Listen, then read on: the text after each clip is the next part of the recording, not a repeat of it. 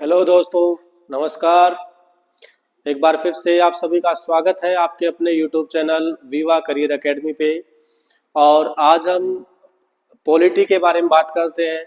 Indian polity, जो कि आपके एग्जाम्स की अगर हम बात करते हैं तो कॉम्पिटिटिव एग्जाम्स जितने भी हैं लाइक एसएससी या रेलवे या कोई टीचिंग का एग्जाम है like KVS, NVS, D triple S B या और जितने भी हैं, हरियाणा सीईटी का है, बीपीएससी का है या यूपीएससी की बात करते हैं, तो इंडियन पॉलिटी जो है एक इम्पोर्टेंट रोल प्ले करती है। और हर एग्जाम में इसकी अलग अलग वेटेज होती है। अगर हम सीजीएल की बात करते हैं तो 25 जो क्वेश्चंस जीके के आएंगे, उन 25 में से आप ये मान के चलिए कि 6 से 7 क्वेश्चन पॉलिटी के आ जाते हैं। कभी कभी ये रेशियो जो है कम ज़्यादा हो जाता है, कभी 4-5 पे रह जाता है तो कभी 10 तक भी पहुंच जाता है। अभी हरियाणा सीईटी की हम बात करते हैं तो हरियाणा सीईटी के अंदर कंफर्म आपके 6 से 7 क्वेश्चन हर हाल में इंडियन पॉलिटी से आएंगे। और इंडियन पॉलिटी अगर हम जीके की बात करते हैं तो बहुत इंटरेस्टिंग है और सबसे आसान पार्ट है, क्योंकि ये हम एक ऐसा पार्ट है जो हम डेली लाइफ के अंदर यूज करते हैं। उन्हीं सब चीज़ों की लाइक प्राइम मिनिस्टर की बात करते हैं, प्रेसिडेंट ऑफ इंडिया की बात करते हैं, गवर्नर ऑफ स्टेट्स की बात करते हैं, या फिर जो हमारी लेजिस्लेटिव असेंबली है, विधानसभा जिसको हम बोलते हैं, उनकी बात करते हैं। तो हर कोई पार्ट पॉलिटी के अंदर, हर पार्ट ऐसा है जो हमारी डेली लाइफ का पार्ट बना हुआ है। हमारे आसपास जितने सारे ऑफिसर्स हैं वो भी सारे के सारे इंडियन पॉलिटी का पार्ट है। जो भी स्कीम्स आती हैं गवर्नमेंट के द्वारा लागू की जाती है, गवर्नमेंट कैसे बनती है, गवर्नमेंट कैसे काम करती है, गांव के अंदर जो पंचायत है वो कैसे बनती है, पंचायत कैसे काम करती है, वो सारी की सारी चीजें हम इंडियन पॉलिटी के अंदर पढ़ेंगे।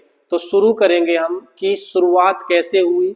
हमारा जो पॉलिटी का मतलब, अब ये मान के चलते हैं कि हम कॉन्स्टिट्यूशन की बात करेंगे, इंडियन कॉन्स्टिट्यूशन की बात करेंगे। जो हमारे फ्रेमर्स थे इंडियन कॉन्स्टिट्यूशन के, उन्होंने कैसे कैसे काम किया या क्या क्या ऐसी कंडीशंस आई, क्या वजह ऐसी हुई कि जिसकी वजह से हमें कॉन्स्टिट्यूशन लिखने की जरूरत पड़ गई, उसके अंदर कितने मेंबर बने, ये सारा का सारा कंटेंट हम इंडियन पॉलिटी के अंदर पढ़ेंगे।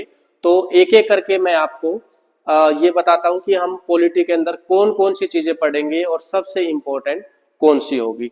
तो सबसे पहला है हमारा जो पहला टॉपिक बनेगा वो होगा इवोल्यूशन ऑफ इंडियन कॉन्स्टिट्यूशन। तो पहला पार्ट हमारा होगा evolution of Indian constitution. Evolution of Indian constitution.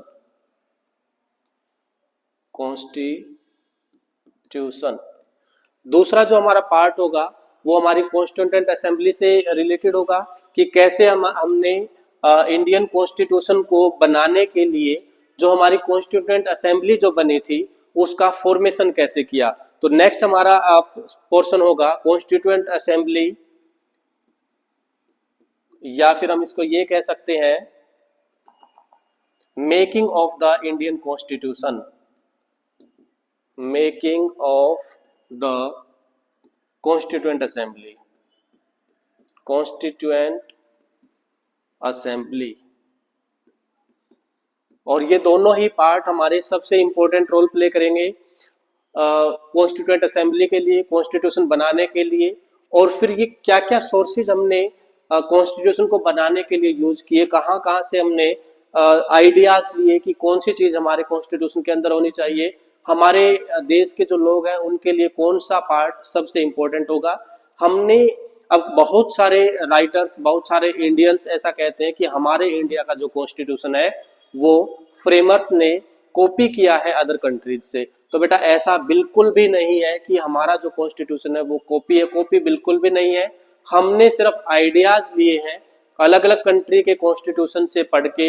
हम जो हमारे फ्रेमर्स थे, कॉन्स्टिट्यूएंट असेंबली के जो मेंबर्स थे, अलग अलग कमेटियों के चेयरपर्सन्स दो थे, उन्होंने सिर्फ और सिर्फ आइडिया लिया है, हेडलाइन ली है, आइडिया लिया है कि ये चीज हमारे देश के अंदर होगी।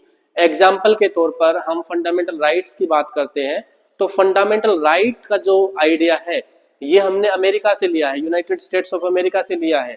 लेकिन हमारे देश के लोगों की नीड के अकॉर्डिंग, उनकी जरूरतों के हिसाब से इन लोगों को क्या क्या फंडामेंटल राइट चाहिए, कौन कौन से मौलिक अधिकार चाहिए, वो हमारे फ्रेमर्स ने बैठकर पूरी की पूरी असेंबली के अंदर डिबेट करके तब डिसाइड किया कि हमारे देश के लोगों को कौन कौन से मौलिक अधिकार चाहिए। ऐसा नहीं कि हमने फंडामेंटल राइट का कॉन्सेप्ट जो है अमेरिका से उठाया और बिल्कुल एज इट इज कॉपी कर दिया, ऐसा नहीं है। अगर ऐसा होता तो आप जैसे हम जैसे बहुत सारे लोग हैं जो उठा उठा के कॉपी पेस्ट कर देते। तो हमारे संविधान को बनने में जो लगभग 3 साल का टाइम जो लगा, 2 साल 11 महीने 18 दिन का जो समय लगा, वो इसीलिए नहीं लगा। अगर हमें कॉपी पेस्ट करना है तो कॉपी पेस्ट हम 1-2 महीने में इजीली कर सकते हैं। अलग अलग कंट्रीज के हम कॉन्स्टिट्यूशन उठाएंगे, वहां से आइडियाज कॉपी करेंगे और पेस्ट कर देंगे अपने कॉन्स्टिट्यूशन के अंदर, तो 1 से 2 महीने में अपना कॉन्स्टिट्यूशन तैयार कर सकते हैं। लेकिन ऐसा नहीं है। कौन सी चीज ऐड की गई है, उसके पीछे वजह क्या रही, वो हमारे कॉन्स्टिट्यूएंट असेंबली के मेंबर्स ने आपस में डिबेट की, उसके ऊपर कंसल्ट किया, ये चीज होनी चाहिए या नहीं होनी चाहिए, उसके ऊपर भी काफी सारी बातचीत हुई है। तो नेक्स्ट हमारा पार्ट क्या रहेगा, सोर्सेज ऑफ द कॉन्स्टिट्यूशन, कि क्या क्या सोर्सेज थे हमारे कॉन्स्टिट्यूशन को बनाने के लिए, हमने कहां कहां से क्या क्या चीजें ली है, यानी कि आइडियाज क्या क्या लिया है और उनके लिए क्या क्या काम हमने किया है। तो पहला है हमारा इवोल्यूशन ऑफ इंडियन कॉन्स्टिट्यूशन, दूसरा है making of the constituent assembly, तीसरा है sources of Indian constitution. Next हम चलते हैं। अब कॉन्स्टिट्यूशन जो है इसको अलग अलग हिस्सों में डिवाइड कर दिया जाता है। इसको अगर हम बात करें कॉन्स्टिट्यूशन की, तो कॉन्स्टिट्यूशन को इजीली समझने के लिए हम इसको 3 हिस्सों में डिवाइड कर देते हैं। इंडियन कॉन्स्टिट्यूशन को समझने के लिए हम उसको 3 हिस्सों में डिवाइड कर देते हैं। कौन कौन से हिस्से हैं, इसको हम पार्ट्स, शेड्यूल एंड आर्टिकल्स, इन 3 हिस्सों में हम कॉन्स्टिट्यूशन को डिवाइड करेंगे, जिससे हम कॉन्स्टिट्यूशन को बहुत आसानी से समझ सकते हैं। पार्ट्स, शेड्यूल और आर्टिकल। इसको मैं दूसरे तरीके से ये बताना चाहूंगा कि हम कैसे इसका जो कॉन्स्टिट्यूएंट असेंबली के अंदर या कॉन्स्टिट्यूशन के अंदर जो पार्ट, शेड्यूल या आर्टिकल कैसे काम करते हैं। नोटबुक हर किसी के पास होगी। जो नोटबुक का जो हम पहला पेज खोलते हैं जिसके ऊपर इंडेक्स लिखा जाता है, तो उसमें एक 4-5 कॉलम बनाए जाते हैं, जिसमें आपका सीरियल नंबर होगा, फिर आपका कंटेंट होता है, फिर पेज नंबर होता है, फिर सिग्नेचर का कॉलम होता है, फिर रिमार्क्स का कॉलम होता है। इस टाइप से अलग अलग चीजें होती हैं। सेम एज इट इज हमारे कॉन्स्टिट्यूशन को समझने के लिए भी हम इसको कंपेयर कर सकते हैं कि इस टाइप से हम पढ़ सकते हैं कि कौन से पार्ट के अंदर, कौन से शेड्यूल के अंदर, कौन सा आर्टिकल क्या बात करता है, किस टॉपिक के बारे में बात करता है। एग्जाम्पल के तौर पर अगर मैंने फंडामेंटल राइट की बात की थी, तो फंडामेंटल राइट की अगर मैं बात करूं तो फंडामेंटल राइट हमारे इंडियन कॉन्स्टिट्यूशन के पार्ट 3 के अंदर आता है। और आर्टिकल की हम बात करते हैं तो आर्टिकल 12 से लेके आर्टिकल 35 तक, तो आर्टिकल 12 से आर्टिकल 35 तक हमारा इंडियन कॉन्स्टिट्यूशन आता है, जिसके अंदर मेनली हम आर्टिकल 14 से शुरू करके आर्टिकल 32 तक चलते हैं। और ये हमारा कौन सा पार्ट है, पार्ट 3 है। और आर्टिकल कौन सा है, आर्टिकल 12 से लेके आर्टिकल 35 तक। तो ये हमने बुक, जैसे हमने नोटबुक का एग्जांपल लिया, उसी हिसाब से हम डायरेक्टली पार्ट 3 खोलेंगे।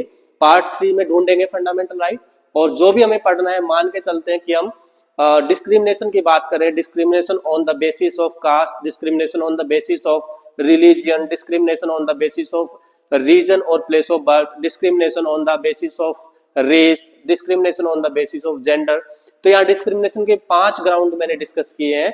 तो उनमें से जो भी हम ग्राउंड की बात करना चाहते हैं, तो डायरेक्टली हम क्या करेंगे, पार्ट 3 को ओपन करेंगे, फंडामेंटल राइट को ओपन करेंगे, और आर्टिकल कौन सा पहुंचेंगे, आर्टिकल 15 के पास पहुंचेंगे, और उसमें हम डिस्क्रिमिनेशन की सारी चीजें चेक कर सकते हैं, पढ़ सकते हैं इजीली।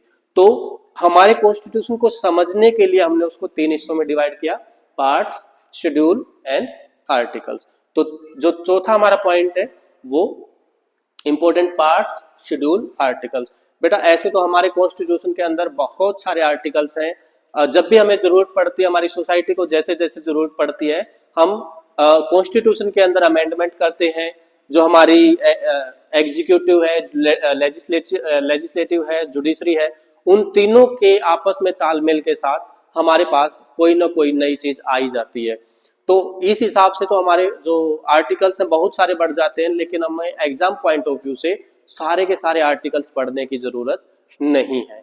ओरिजिनली अगर हम रिटर्न की बात करते हैं, हम सीरीज की बात करते हैं, नंबरिंग की बात करते हैं, तो हमारे इंडियन कॉन्स्टिट्यूशन के अंदर 395 आर्टिकल्स लिखे हुए हैं। लेकिन अगर हम उनके सब पार्ट्स की बात करते हैं, जो जैसे आर्टिकल मैंने 19 की बात की, आर्टिकल 19 के अंदर 19 A B C D E इस टाइप से अलग अलग पार्ट्स बने हुए हैं। तो इन सब को भी अगर हम काउंट कर लेते हैं तो ऐसे मिला के 464 हमारे आर्टिकल्स बन चुके हैं। लेकिन हमें ओरिजिनली बताने हैं 395। अगर क्वेश्चन में आ जाता है how many articles are there in the Indian constitution, then you can write your answer as 395, not as 464। बहुत सारे टीचर्स, बहुत सारे यूट्यूबर्स, बहुत सारी बुक्स आपको ये बताती हैं कि हमारे कॉन्स्टिट्यूशन के अंदर 464 आर्टिकल्स हैं। बेटा सब गलत बता रहे हैं, सब गलत बता रहे हैं, क्योंकि उनको ही नहीं पता कि 464 का मतलब क्या है। मैं आपको बता रहा हूं 464 का मतलब है कि जैसे मैंने आपको अभी बताया, आर्टिकल मैंने 19 का जिक्र किया है, तो 19 के मैंने ABCD की बात की, ABCDEF इनकी बात मैंने अलग अलग बात की, तो हम काउंट करेंगे सिर्फ आर्टिकल 1 को, आर्टिकल 19 को। लेकिन जो 464 बने वो कैसे बने? 19 के बाद 19, 20, 21, 22, 23, 24, तो यहां पर उसको 24 काउंट कर लेते हैं। अब आप मुझे ये बताओ कि ये 19 है या 24 है, ये 19 है या 24 है? अब इस जो क्वेश्चन का जवाब आप अपने आप ही दे दोगे, कौन सही बता रहा है कौन गलत बता रहा है, आपके पास इसका एग्जैक्ट आंसर मिल जाएगा। तो आपका क्वेश्चन बेटा 464 लगाते ही गलत हो जाएगा। जितने भी बोर्ड हैं, जितने भी कमीशन है, जितनी भी एजेंसीज हैं जो एग्जाम लेती हैं, एग्जाम कंडक्ट करवाती है, सभी के सभी ये कहते हैं कि हमारे कॉन्स्टिट्यूशन के अंदर टोटल नंबर ऑफ आर्टिकल्स कितने हैं? 395। तो बेटा किसी की भी गलत बात नहीं माननी है। अगर मैं भी गलत बता रहा हूं तो आप मुझे वहीं पर रोक सकते हैं, आप कमेंट करके मुझे बता सकते हैं कि सर आप ये गलत बता रहे हैं, आप इसको करेक्ट कीजिए। तो अगर मुझे लगेगा कि मैंने कोई गलत चीज आपको बताई, कोई गलत इंफॉर्मेशन आपको दी, तो डेफिनेटली मैं कंटेंट के अंदर भी और अपने आप के अंदर भी उस चेंज जरूर करूंगा, आपकी चीजों के ऊपर अमल किया जाएगा। लेकिन फिलहाल मैं श्योरिटी के साथ ये कह सकता हूँ, 100% गारंटी के साथ कह सकता हूँ कि इसका आंसर होगा 395। According to Indian constitution we have 395 articles. Okay, तो ये आपका आंसर बिल्कुल सही है। बहुत सारे क्वेश्चंस में, बहुत सारे कॉम्पिटिटिव एग्जाम्स में, बहुत सारे पेपर्स में ये क्वेश्चन पूछा गया है और हर बार इसका आंसर 395 ही करेक्ट माना गया है। ठीक है बेटा, नेक्स्ट है हमारा शेड्यूल की हमने बात कर ली, पार्ट्स की हमने बात कर ली, आर्टिकल्स की हमने बात कर ली। अब हम बात करते हैं कि कुछ स्टेट्स ऐसे हैं जिनको स्पेशल स्टेटस की का जिक्र किया गया है। तो नेक्स्ट हमारा है स्पेशल स्टेटस। तो कुछ सारे स्टेट्स ऐसे हैं जिनको स्पेशल स्टेटस दिया गया है। लाइक हम जम्मू कश्मीर की बात करते हैं, अभी तो आर्टिकल 370 जो था वो अबोलिश कर दिया है, मतलब खत्म कर दिया है जम्मू कश्मीर का, जो अलग से कॉन्स्टिट्यूशन बनाता था 370 और 35A, दोनों को ही खत्म कर दिया है। तो ये उनको स्पेशल स्टेटस था जम्मू कश्मीर के पास। अगर हम 371 की बात करते हैं तो जो हमारे नॉर्थ ईस्ट स्टेट्स हैं उनको 371 के अकॉर्डिंग स्पेशल स्टेटस दिया गया है। 371A की हम बात करते हैं तो 371A में नागालैंड के लिए स्पेशल स्टेटस की बात करते हैं। तो इस टाइप से जो कुछ ट्राइबल एरियाज हैं, कुछ स्टेट्स हमारे इंडिया के अंदर ऐसे हैं या यूनियन टेरिटरीज ऐसी हैं जिनको स्पेशल स्टेटस देने की जरूरत है, तो उनकी हम जिक्र करेंगे, उनकी बात करेंगे। यहाँ से आजकल बहुत ज्यादा क्वेश्चन पूछे जा रहे हैं। कुछ बच्चों को ही पता होगा इन स्पेशल स्टेटस का कि कौन से स्टेट में, कौन से आर्टिकल में क्या क्या स्टेटस दिए गए हैं, और आजकल क्वेश्चन यहीं से आ रहे हैं। अब बच्चे ये कह रहे हैं कि सर हमने तो पूरी पॉलिटी पढ़ ली, लेकिन फिर भी हम पॉलिटी में क्वेश्चन गलत करके आ जाते हैं। तो बेटा आपको जो पढ़ना चाहिए था वो आपने नहीं पढ़ा, आपने वो पढ़ा जो नहीं पढ़ना चाहिए था, जो छोड़ना चाहिए था वो पढ़ लिया। सबसे इंपॉर्टेंट रोल प्ले क्या करता है आपकी सक्सेस में, आपकी कामयाबी में, आपकी गवर्नमेंट जॉब लेने के लिए जो सबसे इंपॉर्टेंट पार्ट है, what to read and what not to read, क्या पढ़ने की जरूरत है और क्या नहीं पढ़ना है। और हम क्या करते हैं, हम सारा कंटेंट पढ़ लेते हैं। अगर बुक के अंदर हमने 400 पेज बना दिए किसी भी राइटर ने, तो हम कोशिश करते हैं कि 400 के 400 पेज पढ़े जाएं। बेटा ऐसे आप कभी भी कामयाब नहीं हो जाओगे। आपको नॉलेज तो हो सकता है मिल जाए, लेकिन काफी टाइम के बाद। लेकिन कामयाबी नहीं मिलेगी। कामयाबी के लिए हमें स्मार्ट वर्क करना है, हार्ड वर्क नहीं करना। हार्ड वर्क तो बेटा गधे भी करते हैं, लेकिन गधे को आपने देखा होगा वो पहाड़ों पर चढ़ते रहते हैं, ईंट ढोने का काम करते हैं। आप अलग अलग मंदिरों में जाते हैं, अलग अलग जगह पर जाते हैं, वैष्णो देवी जाते हैं, तो वहां पर जो गधे हैं, जो खच्चर है, वो लोगों को ढोने का काम करते हैं। बेटा उनसे ज्यादा हार्ड वर्क कोई नहीं कर रहा। चींटी है, हार्ड वर्क कर रही है, पहाड़ के ऊपर चढ़ रही है, दीवार के ऊपर चढ़ रही है, लेकिन हमें उनकी तरह नहीं बनना। हमें भेड़ बकरियों की तरह, घोड़ों की तरह, गधों की तरह काम नहीं करना, चींटी की तरह काम नहीं करना। हमें काम किसकी तरह करना है? एक इंसान है तो इंसान के तरीके से काम करना है, स्मार्टली काम करना है, कि हम कम से कम टाइम में ज्यादा से ज्यादा चीजें ले पाए, उस तरीके से हमें काम करना। और यही चीज है जो हमें औरों से अलग बनाएगी। और जिस दिन आप औरों से अलग हो गए, समझ लो कामयाबी आपके चरणों में आएगी, आपके कदमों में आएगी, और आपकी नौकरी कि सिर्फ एक नहीं, कई सारे अपॉइंटमेंट लेटर्स आपका वेट कर रहे हैं। अब वो आपको कहेंगे कि आप मेरे पास आइए, आप मेरे पास आइए।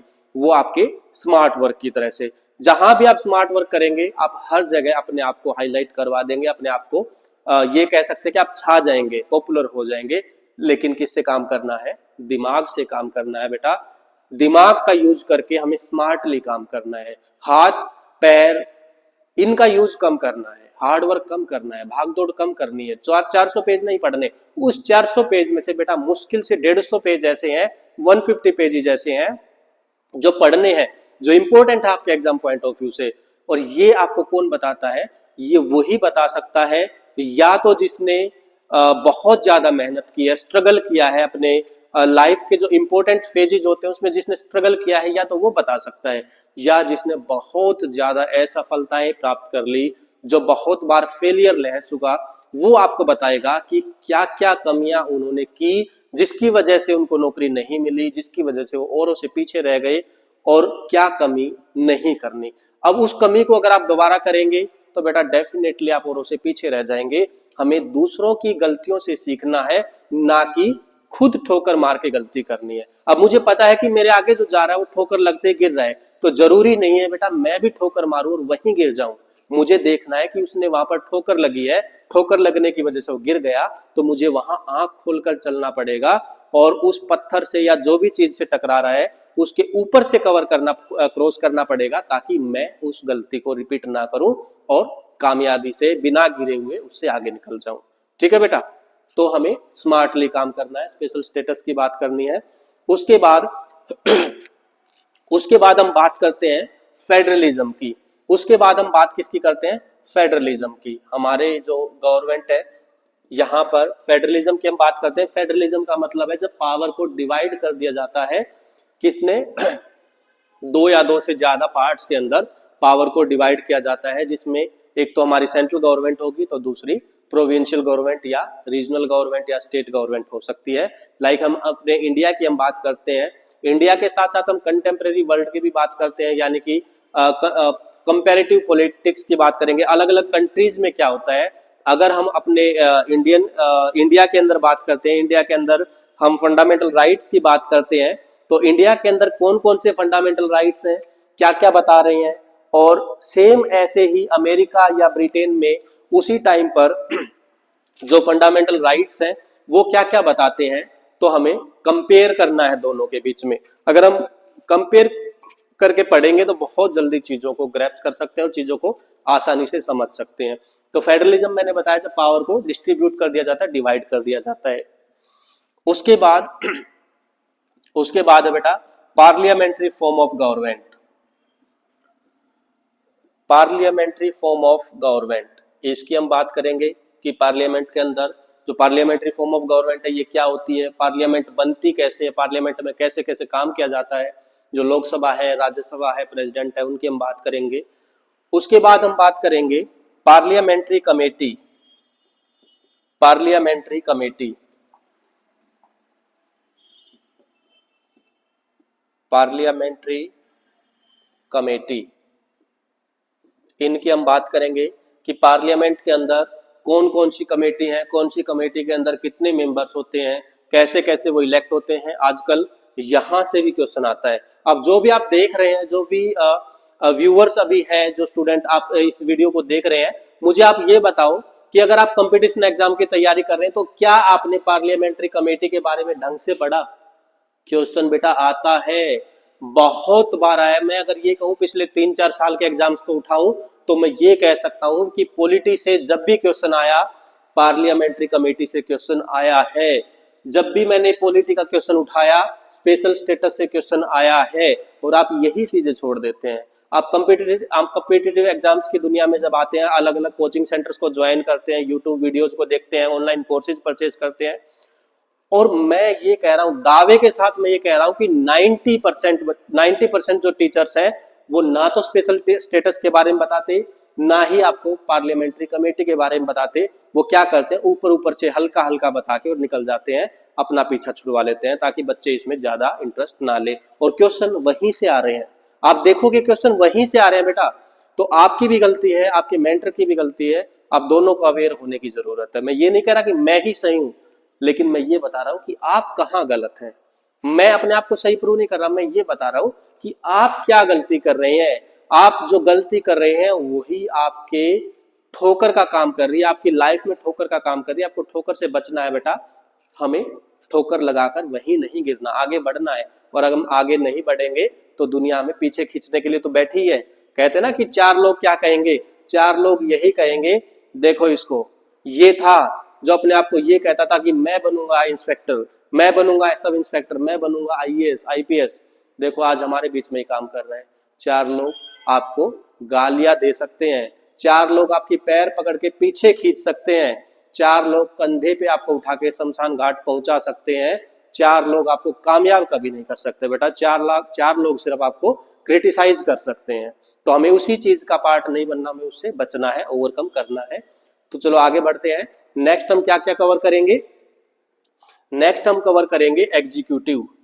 नेक्स्ट हम कवर करेंगे एग्जीक्यूटिव कि भारत के अंदर जो कार्यपालिका है उसके अंदर क्या क्या चीजें आती हैं। लाइक प्रेसिडेंट है, वाइस प्रेसिडेंट है, प्राइम मिनिस्टर ऑफ इंडिया है, इनकी जो डेप्यूटी की बात करते हैं, स्पीकर वगैरह की हम बात करते हैं। तो जो हमारे एग्जीक्यूटिव है, कार्यपालिका है, उसके अंदर कैसे कैसे काम किया जाता है, कौन कौन इसका पार्ट है, और सबसे इंपॉर्टेंट रोल प्ले कौन करता है, गवर्नमेंट को कैसे चलाया जा सकता है। दूसरा, इसमें हम बात करेंगे लेजिस्लेटिव की।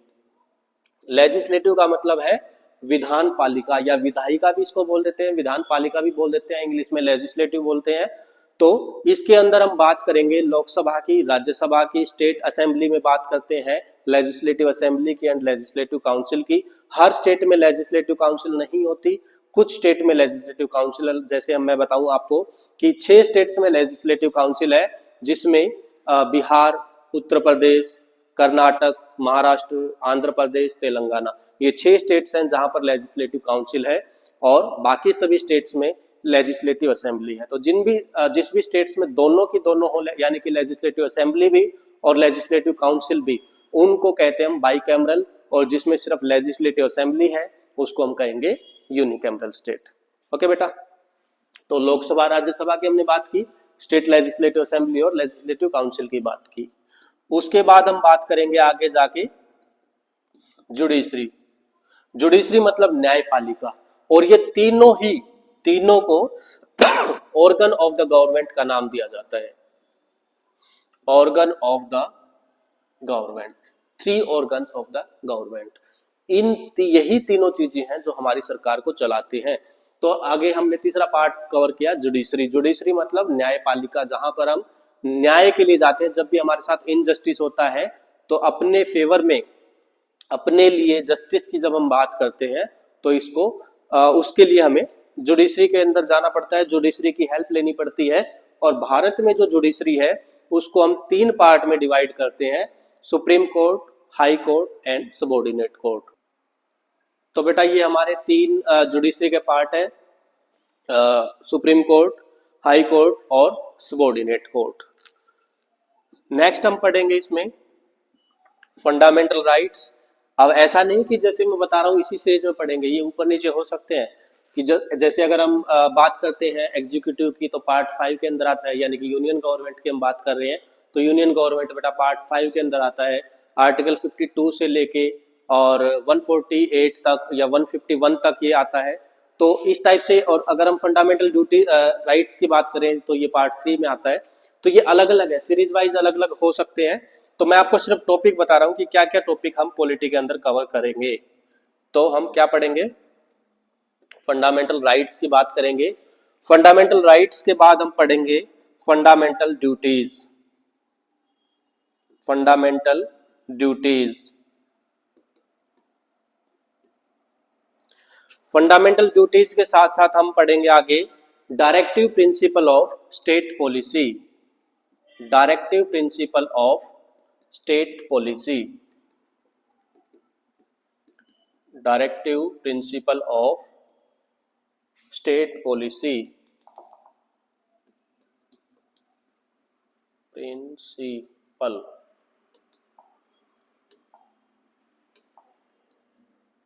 Of state policy.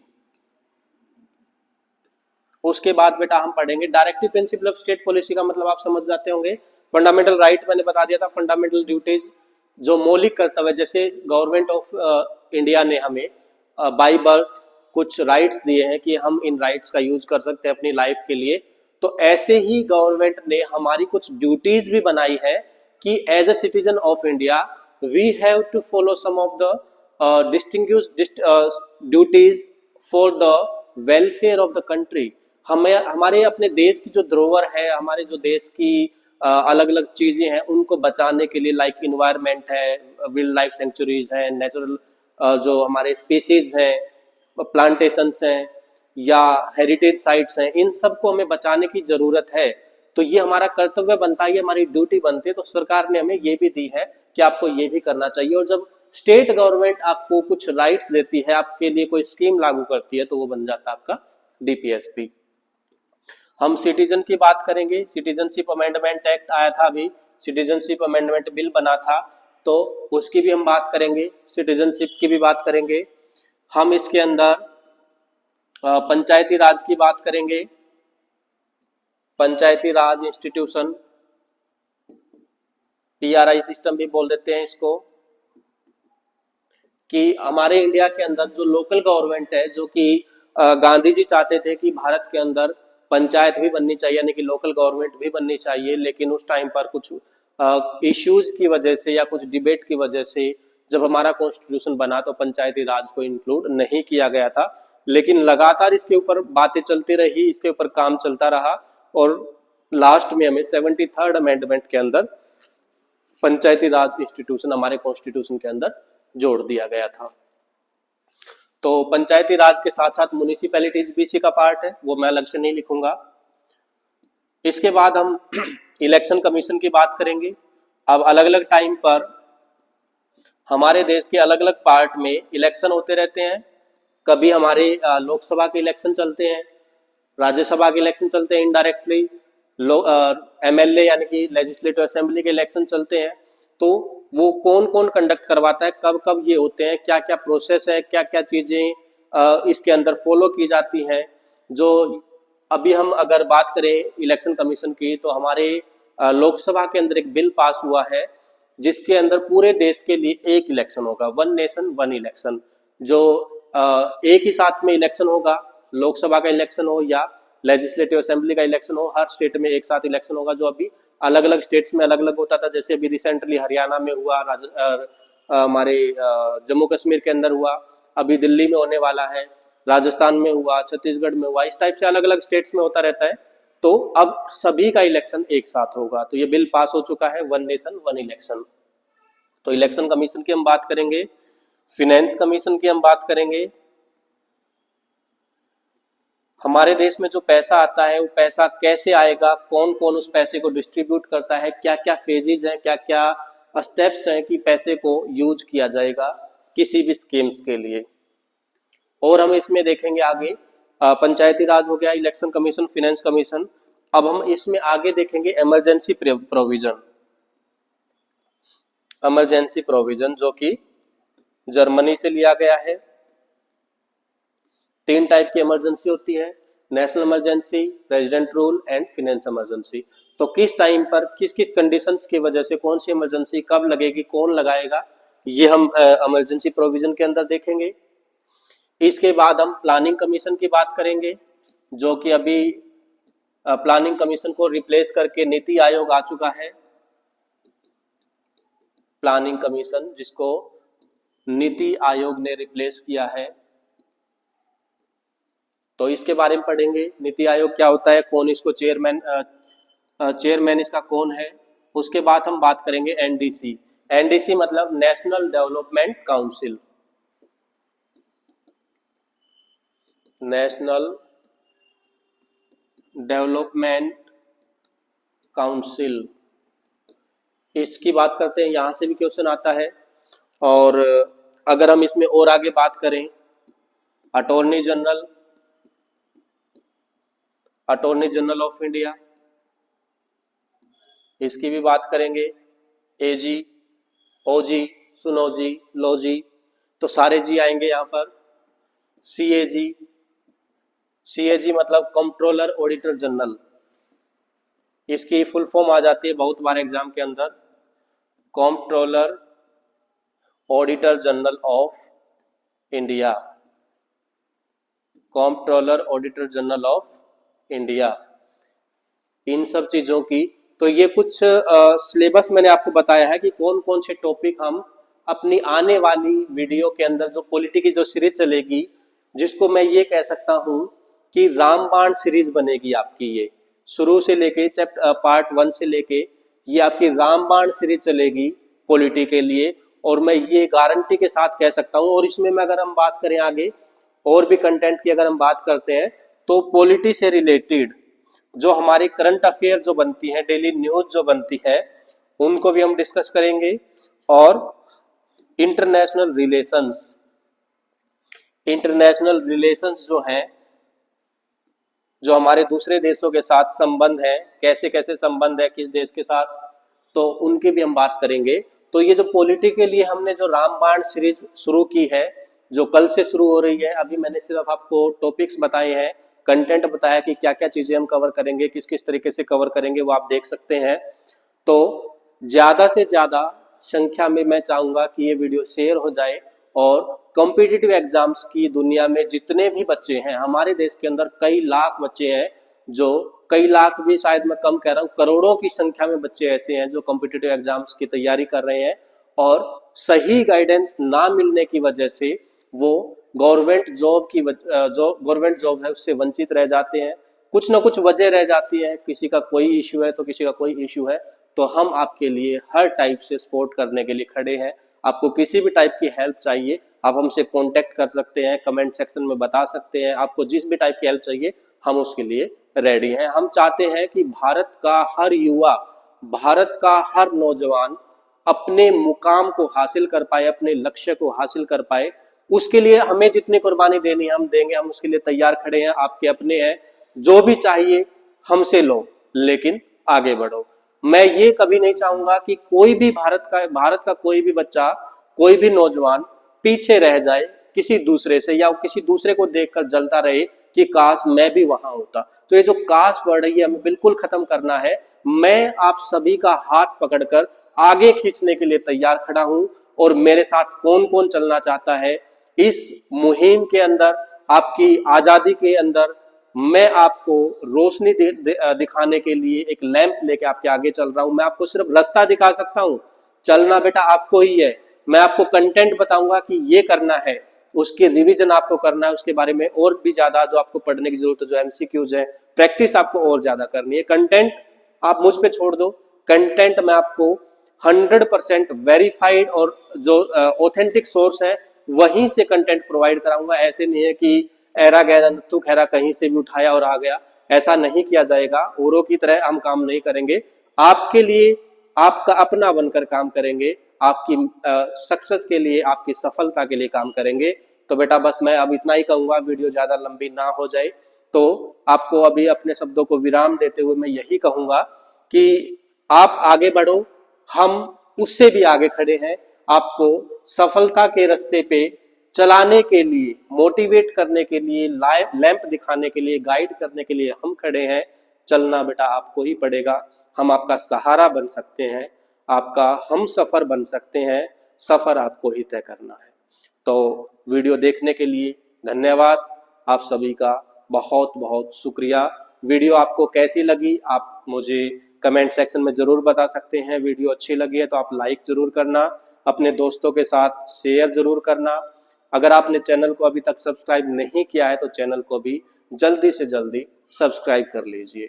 जल्दी ही हम मिलते हैं नेक्स्ट वीडियो में रामबाण series 1। Thank you very much.